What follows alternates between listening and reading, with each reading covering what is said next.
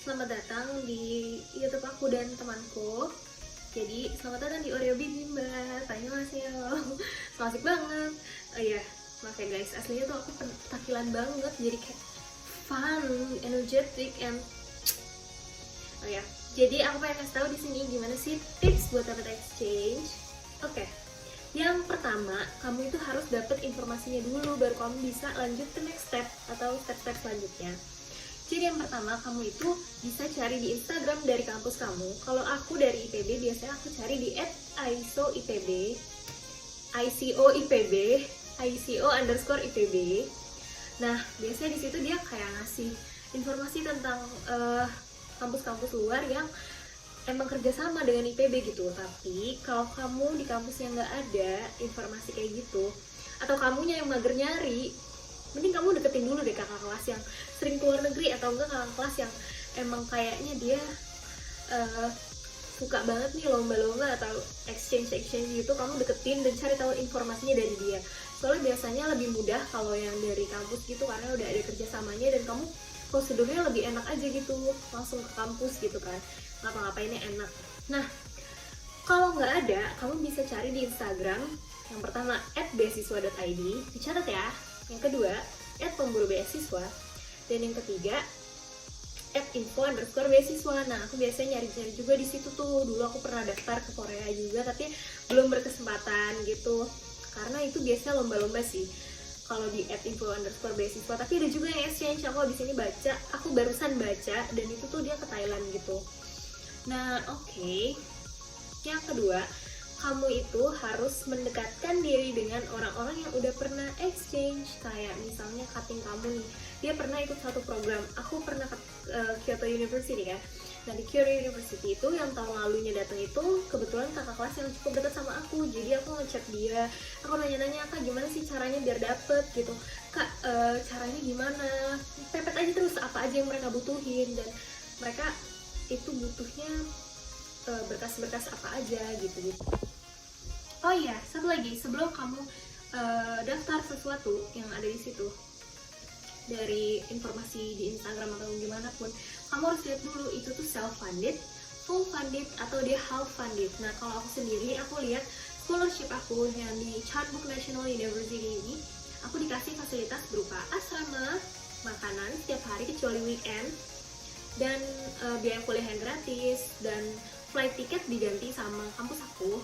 Terus sisanya aku bayar sendiri, dan karantina aku bayar sendiri. Jadi kalau kamu menyanggupi, baru kamu bisa daftar gitu kalau menurut aku ya.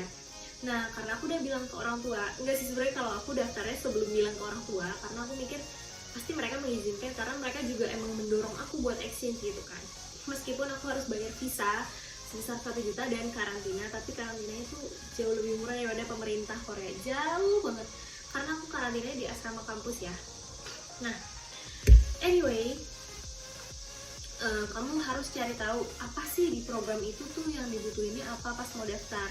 Pas kamu berani daftar, kamu lihat webnya, kayak biasanya sih yang mereka butuhin itu kamu harus siapin dari sebulan sampai 2 bulan sebelumnya. Mereka juga buka pendaftaran biasanya 2 bulan sebelumnya sih. Terus kalau aku itu di program aku itu butuh TOEFL yang di atas 525.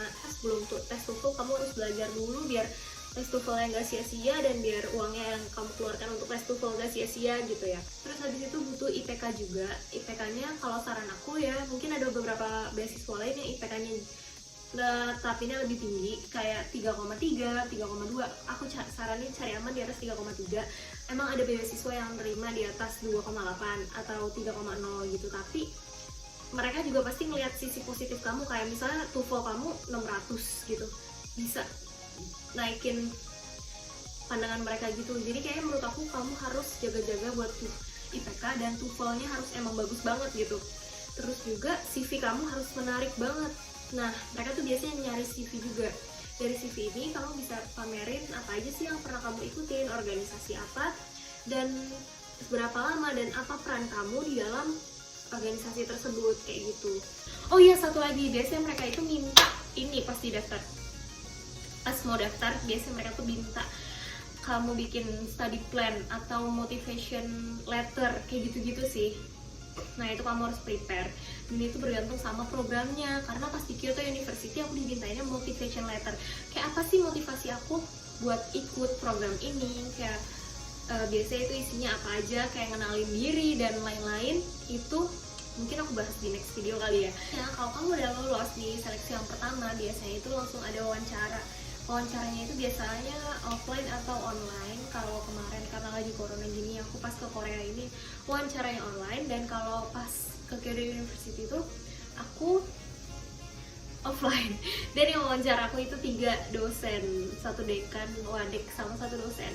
Jadi kayak deg-degan banget. Nah, what to prepare pas wawancara adalah kamu itu harus pede dengan bahasa Inggrisnya. Kayak ya udah pede aja, mau kamu salah grammarnya mau atau gimana, ya udah yang penting pede aja. Dan kamu bawa asik suasananya, kayak sering senyum dan ceria. Tapi kayak kamu harus tahu waktu juga, kalau saatnya serius harus serius. Kayak gitu sih wawancara. Mungkin kalau tips buat wawancara bakalan aku bikin di next video. Oke? Terus kalau ada yang mau ditanya-tanya, kamu bisa komen di bawah ini ya, karena bakalan aku balas juga atau aku bikinin video kayak gini gitu. Sejauh ini aku pengen bilang makasih sih, karena subscribernya udah 200-an ya, hampir 300 ya, meskipun dikit, bukan 300.000 tapi 300 orang aja gitu. Tapi kayak ya udah, aku seneng banget karena kalian menemani kegabutan aku selama karantina. Karena 6 hari lagi aku bakalan keluar, tapi selama karantina aku pengen banget kalian tetap komen dan kasih tahu aku harus apa, kayak karena aku tuh gabut banget teman-teman, kayak gitu. Sekarang nih